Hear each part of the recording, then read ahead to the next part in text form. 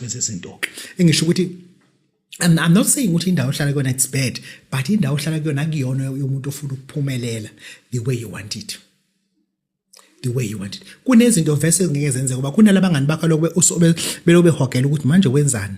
Wenzani umngane engingeke ilona hlezi computer simazi wenzani. Bazama ngayo indlela amaningi ukuthi bakushaye ngekhanda ukhohlwe icomputer. Abangani bakho bayasho ukuthi wena wenza ukuthi, wena wenza ukuthi, wena wenza ukuthi, wena wenza ukuthi.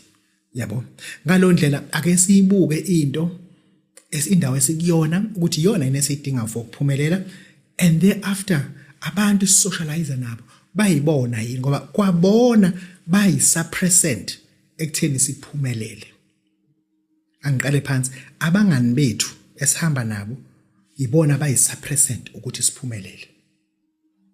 Uma usuzame ukudisconnecta nefoni, ifoni yakho futhi akuyona leyo idinga. Thatha le foni le uma wenza ezinye izinto uyibeke edining room ku silence, ukwazi ukuthi ubone ama miss call kuphela uma usubuka ukuthi engizobuya ngimbozo bengu. Once bakuthinta kathathu bathi akasatholakala efonini bakushiya, ngesikhathi bekuthinta ifoni lana engeke uthi ngithathe ngizwe ukuthi uthini, and you get distracted.